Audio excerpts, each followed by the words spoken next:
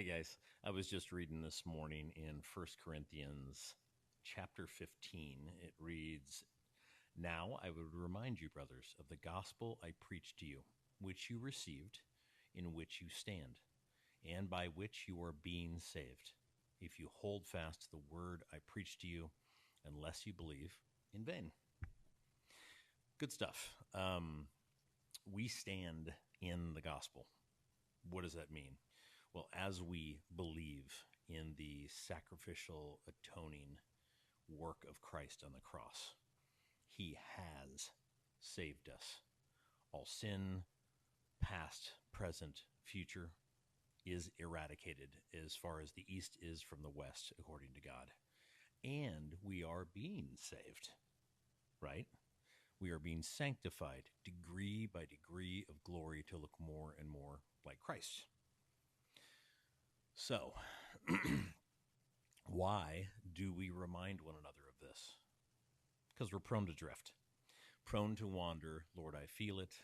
Prone to leave the God I love, as this hymn says. We drift from holiness. We intentionally step toward holiness, right? If we want to be more and more like Christ. Heck, if we want to be healthier and more fit, we have to intentionally step toward things. If we want to be more giving, we have to intentionally step toward it. If we want to evangelize more and share the gospel with people and make disciples as we're commanded to do, we must intentionally step toward that. Is that uncomfortable in the beginning? Yeah, absolutely it is. Awkward, weird. But think about it. If you've ever played a sport or played an instrument or written or done anything that takes talent, it started with awkward steps. It just does. When you work out, the first 2 weeks, at least, if not the first couple of months, is just awkward. You got to get your form right, and your form will be horrible for a while, and you're going to be sore like crazy.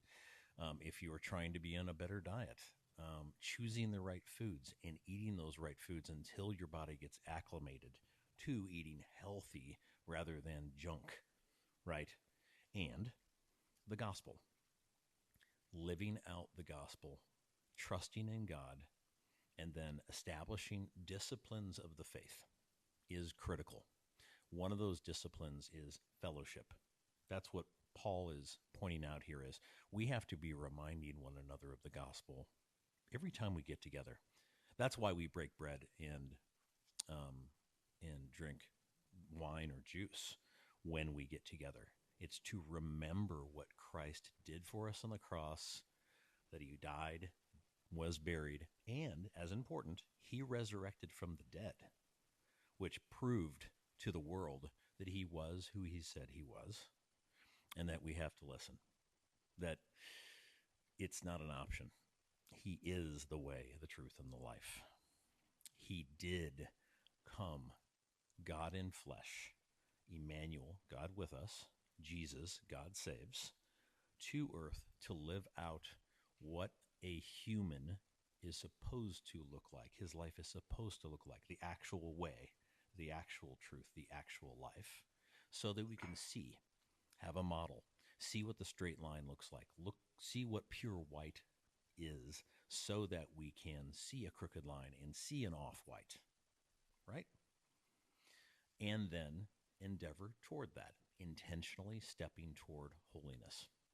The gospel is this, that we are all sinners. Started with Adam.